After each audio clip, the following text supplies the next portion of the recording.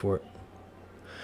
Welcome to the Fights Tonight podcast. I am Travis Polhamus here with my co-host and main training partner, Luis Romero, who has been kind enough to take a break from his training camp for an MMA fight up in Wyoming to join us here to break down these boxing matches. How you doing, Lou? Good. I'm tired, Travis. I'm really tired, but I'm excited. I'm excited to talk about these fights. How you doing? I'm doing very good because I'm not currently watching my diet and training hard for a fight like Lewis is. You guys can't see Lewis at the minute, but if you could, you would tell he's looking a little bit thinner. He's been dieting, taking his fight seriously, and I'm just kind of slowly preparing for some jiu-jitsu tournaments unless I get lucky and get a boxing match to pop up, at which point I'll get to show my Tank Davis power. Lewis actually got a fight signed and be looking to put on a show up in Wyoming in the middle of July, assuming nobody gets cold feet and pulls out on our boy. Today will be a little bit different of a podcast because we don't have a UFC fight card to break down, and we will only be breaking down the boxing card, which is headlined, of course, by Gervonta Tank Davis versus Rolando Romero. You excited for this week's fight card, Lou? I am excited for this fight. What promotion is hosting this fight, Travis? This one is PBC, and I got to be honest, I think if I were to make it high up into the boxing world and I was going to try to sign with somebody, I would pull a Mayweather, and I think I would sign with Al Heyman and go with PBC. The one thing that you got to give them is their guys get paid well. And they take care of their guys. You know, when they got somebody pull at the last minute and you slide in for them and you fight a Canelo or a Mayweather or a Tank Davis on short notice, you know, they will remember you down the road and put you on a good card, kind of like how Erislandy Lara is like a kind of a perfect example of a guy that's doesn't have the biggest name but is always there when they need him and is made a lot of money for doing just that. And for our fans out there that don't know, this fight will be starting at 6 p.m. tomorrow Pacific time. Just thought I'd toss that out there, Travis. Sorry to interrupt. No problem. Yeah, it's good. Kind of cool that there's not a UFC card this weekend. It allows the boxing to go on a little bit earlier. That way there's no competition. And even though there's a couple of good prospects and a good co-main event on this, it's really the main event, Tank Davis versus Rolly Romero, that everyone's looking forward to, which is, of course, for the WBA regular lightweight title at 135 in boxing. For any of our fans that, like me and Lewis, are interested in a couple different combat sports, the weight classes are a little bit different in MMA. Anybody familiar with the UFC knows that lightweight, of course, is 155. In boxing, lightweight is 135. And so these guys are exactly the same weight as the bantamweights, like Peter Yan, Aljamain Sterling, Dominic Cruz, those types of guys in the UFC. So these guys are about that size, maybe a little smaller because boxers tend to not cut as much. This card, of course, will be starting off with some prospects. We have Luis Arias versus Jimmy Williams at super welterweight, 154. We have Luis Melendez, who is an underdog, going up against Eduardo Zurdo Ramirez at super featherweight, which is 130. Eduardo Zurdo Ramirez is a guy that I've actually been hearing a lot about on some of the different Mexican boxing podcasts that I keep up on, trying to learn about the up-and-coming guys. Heard a lot of good things about him. He's at that weight class at 130, where you're right in between featherweight and lightweight, where Davis was for a while. It's a weight class that Mayweather stopped at for a while, Pacquiao.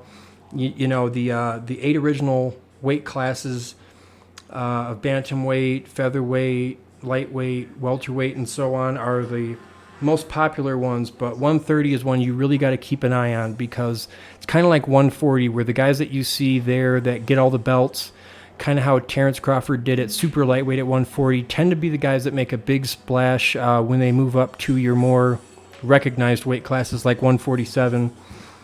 I see Eduardo Ramirez taking this one. He's, out of everybody that has odds laid on the fight, he's actually the smallest favorite at negative 410. But I see this being a bit of a showcase fight for him. Melendez seems like a tough guy that's obviously would love to go out here and get an upset, but Eduardo Ramirez, you can tell, is a guy they're looking to move up. You know, he's only got a handful of fights and has already found himself on a card like this in New York, with a co-main event for a lightweight belt. So he's a guy I would definitely be keeping an eye out for.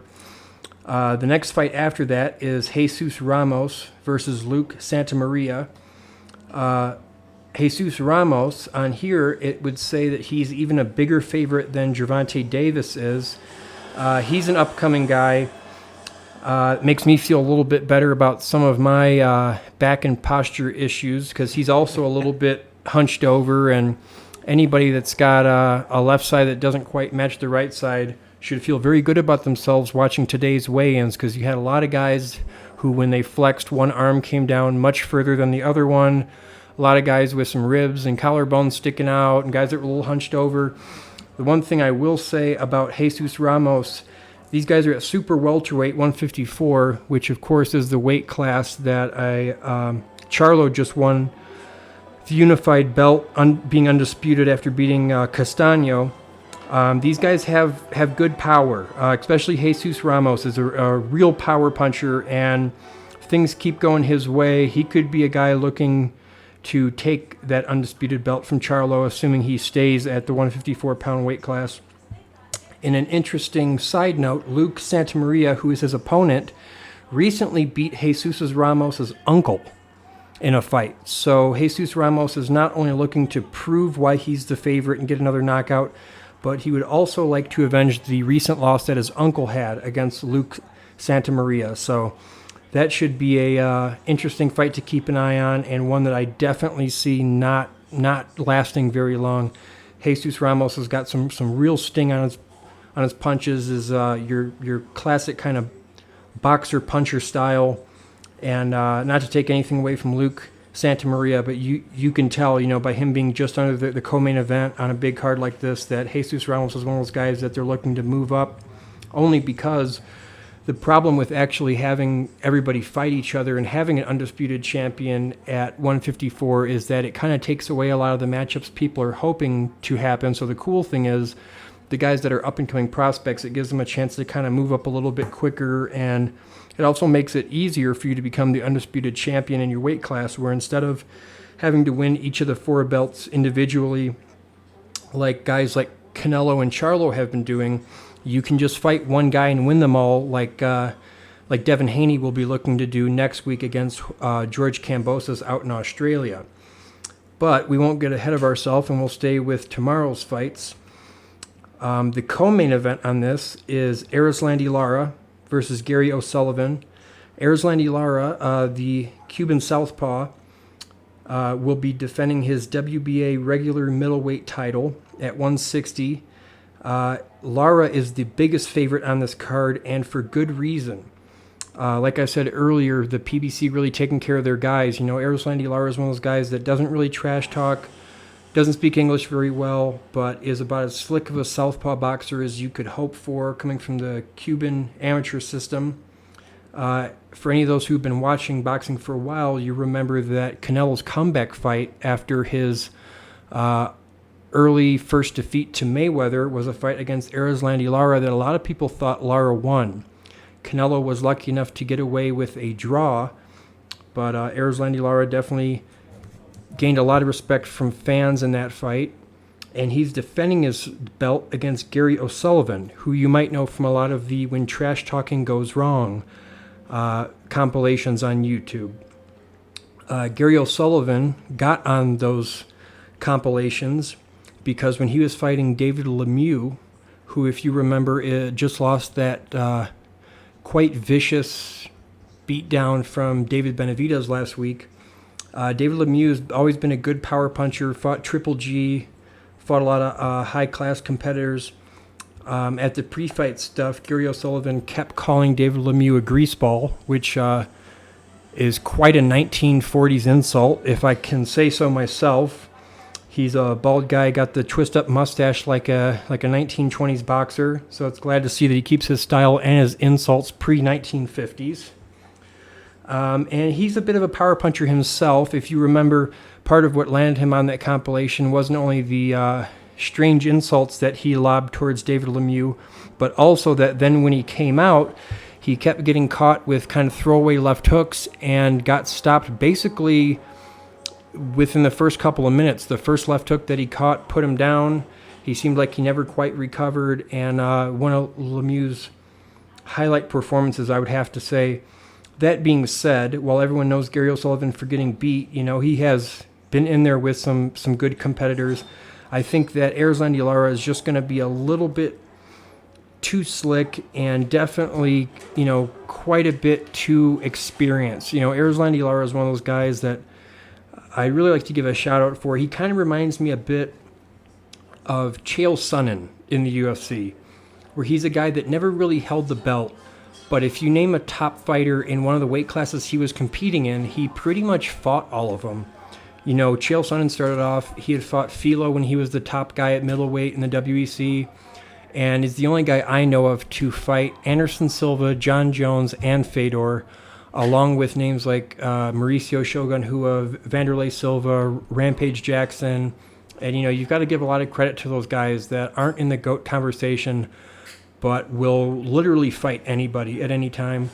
And just to give you an idea of some of the guys Erislandy Lara has fought, Erislandy Lara, of course, was a quite decorated amateur, as many Cuban boxers are, won a couple of world championships, and was the team captain for the Cuban amateur national team, which is quite impressive in itself. He had a majority decision loss to Paul Williams back in 2011 when Paul Williams was at the top of the rankings. He also won a TKO over Ronald Hearns, who is the son of the famous Thomas Hitman Hearns, one of my favorite boxers of all times.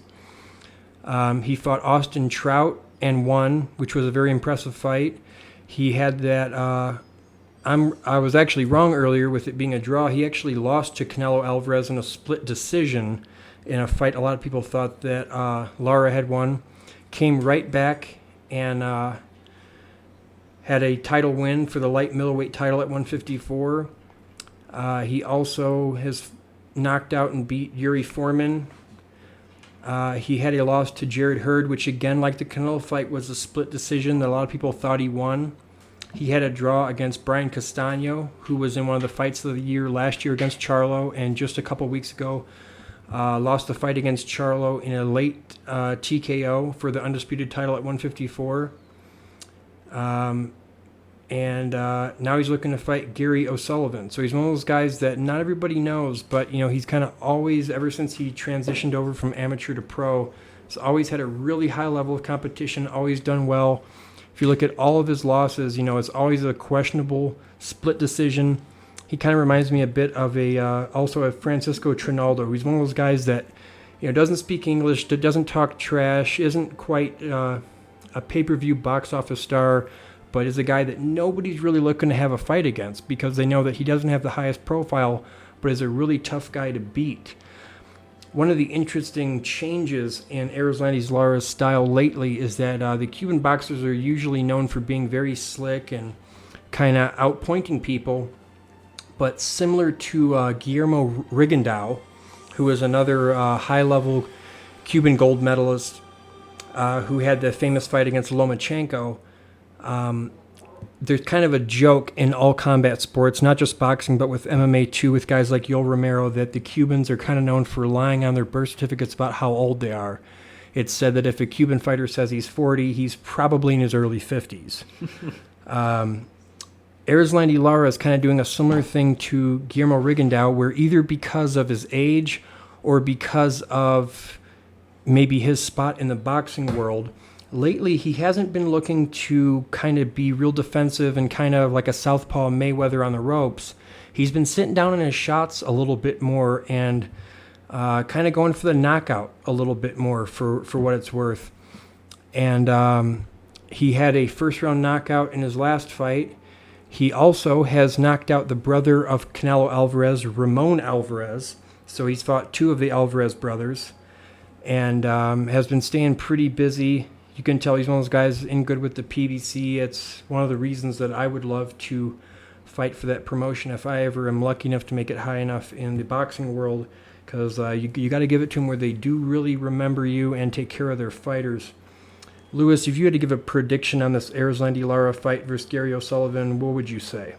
Well, if I know Lara as well as I think I know Lara, I'm gonna have to put my money on him. You know, what I can tell you about him is his favorite color is blue. It's not, I'm just kidding. I know absolutely nothing about Lara. You know, I'm not a big box. I mean, you know, I like watching it, but I'm not that studied into it, so I can't really guess on it. You know, I'm gonna have to agree with you, of course, and obviously looking at the odds on FanDuel with Lara being a two-time favorite, I'm gonna have to put my money on him. And for those of you that don't know, try to give Lewis a break on his boxing predictions. Lewis competes in 3 different combat sports, and as soon as he gets a boxing match, it'll be 4.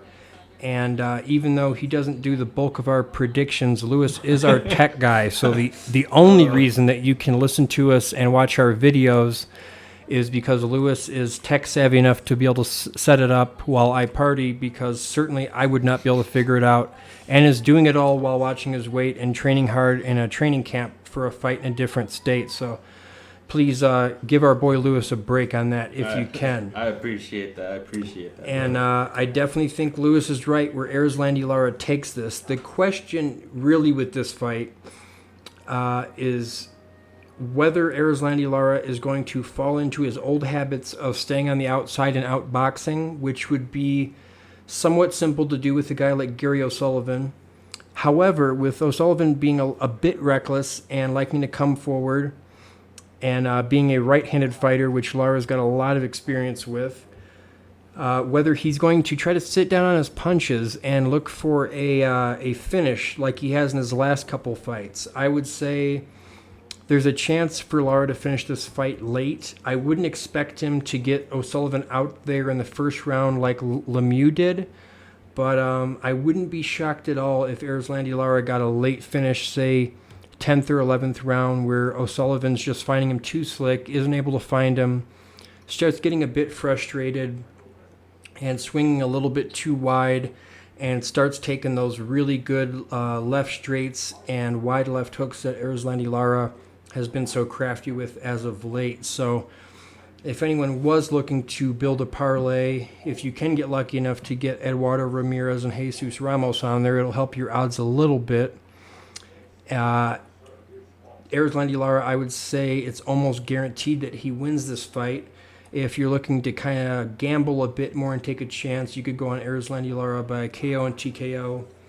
I also think having the fight on the over, wherever you can find that at, maybe 9.5, 10.5 rounds, would be pretty safe. Because even though Lara has been sitting down lately, he's one of those guys that's always cautious, always safe, is never looking to take any unnecessary risks, and you can tell that Cuban amateur boxing system is deeply ingrained in the way that he goes about fighting.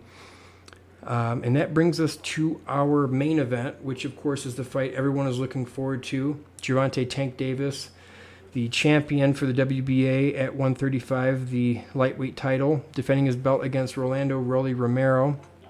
For those of you that will remember, this fight was supposed to happen before the Isaac Pitbull Cruz fight, where Romero had a sexual assault allegation lodged against him, which he has seemed to free himself of. And now Davis can actually go about things and have this fight, which is good for Romero because it's definitely the most high-profile fight he has had.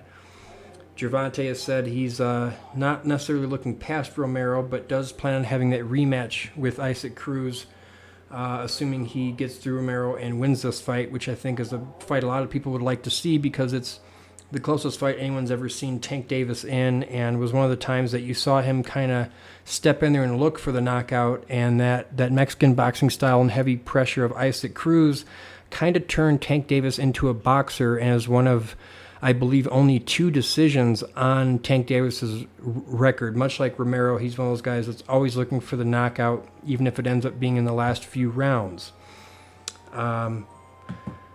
To start us off on this, we'll ask our co-host Luis Romero what he thinks on Rolando Romero versus Gervonta Tank Davis. Well, I don't think nothing, Travis, but I can tell you who I want to win. I want Tank Davis to win because I watched his press fight conference on Fight Hub TV, and I thought it was hilarious how he was calling out Romero. saying, "Oh, you got that small ass nose. I'm gonna knock it right off you," and talking all this shit. It was great. So I want him to win. It was also, I thought it was hilarious too. Like at weigh-ins, he pushed him off the stage, and I thought that was fucking hilarious. Yeah. I noticed that in boxing, you'll hear them say a lot of times that they have a step-up fight and a showcase fight. A step-up fight is where they're putting you up at a higher level to see if you can hang and to see what you're made of. A showcase fight is when you have a guy that's a champion that's defending the belt against a guy that's maybe not on his level, where it's to kind of remind everybody what's so great about him and maybe get him a highlight reel knockout. This is probably more of a showcase fight for Davis and most certainly a step-up fight for Romero. As our co-host Luis has said, who shares the same name with Rolly Romero, oddly enough. I do like his last name. However, that's not enough for Luis to pick him to win. This fight has been nothing but funny in the pre-fight. And for those that don't watch much combat sports, it can be easy to miss just how funny and how much comedy can be involved in combat sports sometime.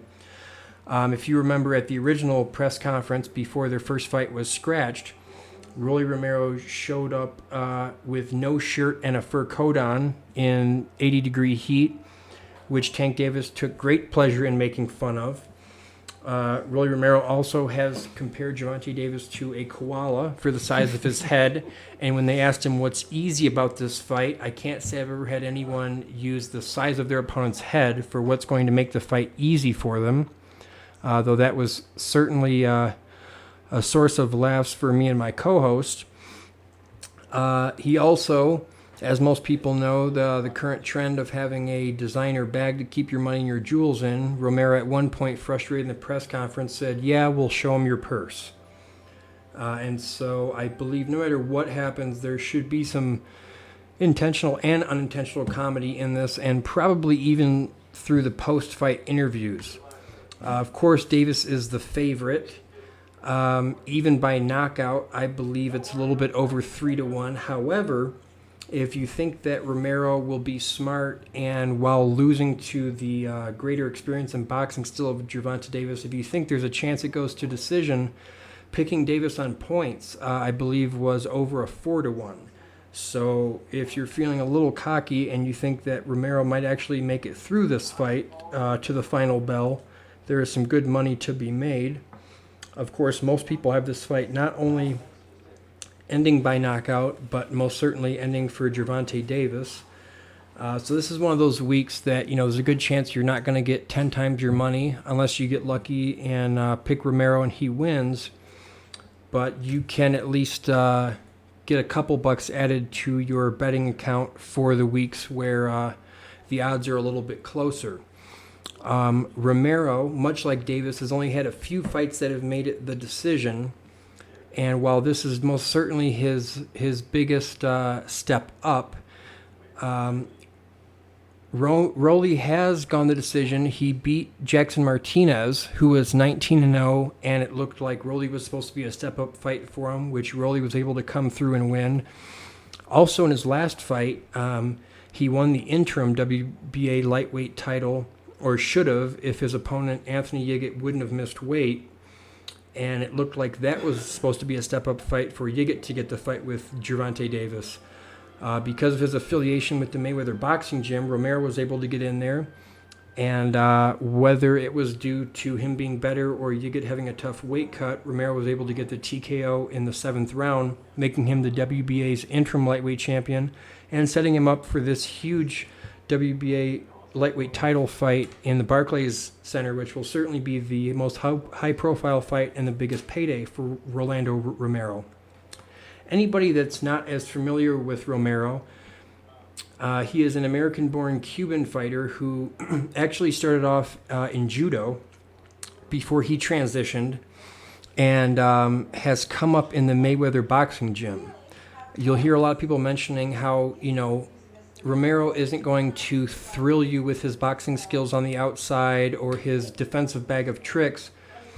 But as anybody who's watched some sparring at the Mayweather Gym will know, they spar really hard in there. There's a reason it's called the doghouse. And a guy like Romero that has a decent name and is flashy and isn't any stranger to talking crap, you can imagine there's been a lot of guys that would have liked to have gone in there and made their name by dropping him or putting him down, kind of similar to how Devin Haney did 4 or 5 years back.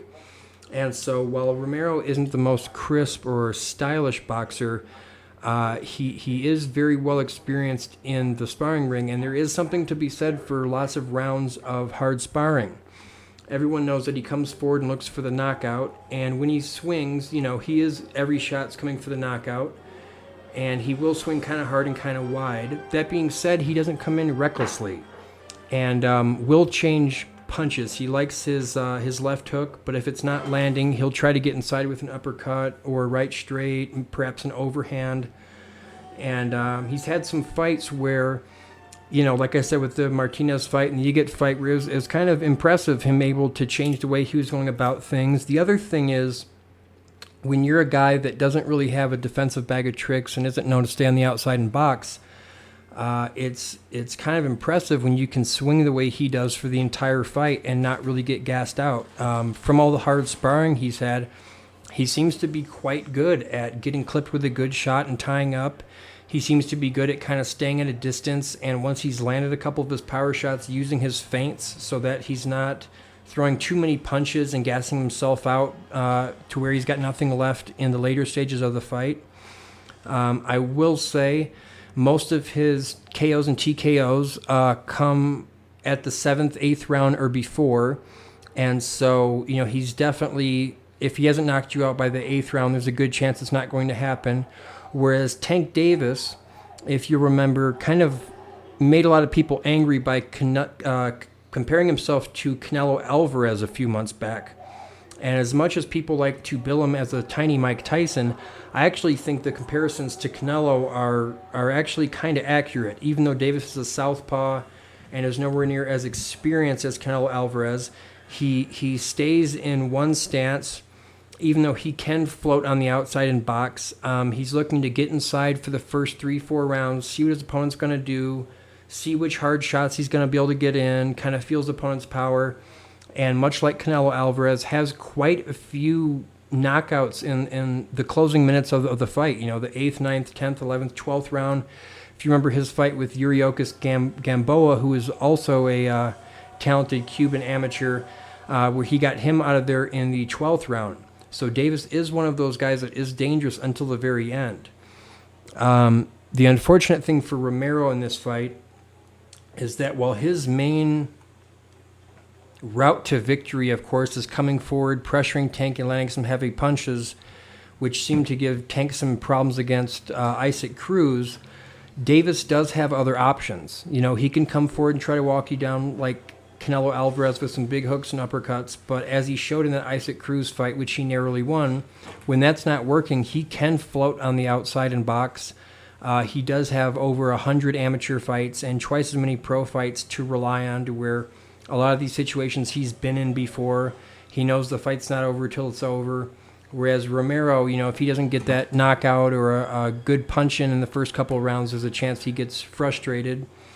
I do think that the odds makers have it right, and that there's a good chance that this fight ends before the final bell. That being said, I wouldn't be surprised if you see the bell ringing and both fighters coming out rounds 9, 10, 11. I do think it going to decision is a bit of a long shot just with the style of each guy. But I will say that Romero, like I said, while not the most impressive boxer, he does have impressive reflexes. He does have good power. We've never really seen his chin tested because he hasn't really faced the level of competition and the power punchers that Gervonta Davis has. He's also not floated around his weight as much, but he is bigger than Tank Davis, which could take Davis a little bit longer to break him down. And even though he swings wild, it's one thing to counter a power puncher brawler that's coming in swinging wild. It's another thing to feel free opening up on them when you know any punch that comes back at you will be coming heavy. I could see Tank Davis having a little hesitation coming in and throwing that uppercut, knowing that a big, wide right or left hook could be coming from Romero. The other thing is, by Romero having a bit of a strange style with all power punches, is that Tank Davis seems to excel at slipping and countering shots from longer, more textbook boxers. You know, if you remember his knockout of the year against Leo Santa Cruz, it was one of Leo Santa Cruz's many textbook straight right hands. That is not a punch you're going to see from Rolly Romero a lot. You know, a lot of his punches are really wide, and he does leave a lot of space, but sometimes it can be a little harder to counter somebody that's swinging for the fences on every shot. So I do agree with the odds makers and do see this fight getting stopped somewhere around 7 to round 9. But I wouldn't be shocked if this fight gets into that later third, later quarter of the fight. I do think it's a slim chance it goes to decision, but I could see it happening. I think regardless of how the fight goes, it's definitely Davis's fight to win. That being said, you know, all the hard sparring and with some of the competition that Rolly's gotten some rounds in with, he's certainly not to be completely underestimated, but this is definitely a fight just to get Davis back in the headlines and get him on to bigger and better things. Anybody that was looking to make a parlay and up the money in their betting account a little bit, I don't know how many of the guys in the undercard it'll let you have, but I would say Eduardo Ramirez, Jesus Ramos, Erislandy Lara are about as safe a bets as you can have. Whether you want to pick them by knockout or not is up to you. I think Jesus Ramos getting a knockout is probably the safest bet out of those three. And then Tank Davis by knockout, you'll make twice the money that you would make just by picking him by decision. Or just as the money line, as I said earlier, if you pick Davis by decision, you'd actually make quite a bit of money. It's just, you know, there's been so few decisions on either one of these guys' records that, you know, there's a good chance it doesn't go to a decision. So our official picks are Ramirez, Ramos, Lara, and Davis. Whether you want to get cocky with the over and unders and KOs is up to you. And that will cap us off for this week's Fights Tonight podcast. Be sure to join us next week where we will be breaking down the undisputed fight for all the belts between Devin Haney and George Kambosos, which will definitely be one to look forward to. Along with, I believe, we have the UFC back on track with some decent fights. That about does it for us. Signing up. Lewis, you got any final words for our fans here? I do. Also tune in tomorrow as we will be giving our live commentary for this fight.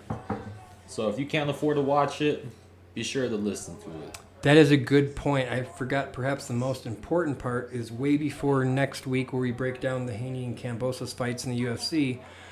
Be sure and join us tomorrow where, like Lewis said, we'll be breaking down these fights live.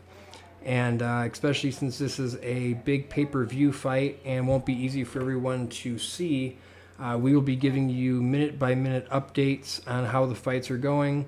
And even if you're watching the fights and at your house and just want some funny guys in the background to listen to also break it down from a couple of fighters, we will be there doing it for you guys. We appreciate every viewer and subscriber as we are just starting out and looking to build our fan base. And I guess that about does it. That sounds good. So signing off for the Fights Tonight podcast here with Luis Romero. This is Travis Polhamus, and we will see you guys tomorrow for a very special live Fights Tonight podcast breaking down the PBC card at the Barclays Center headed by Tank Davis and Rolly Romero.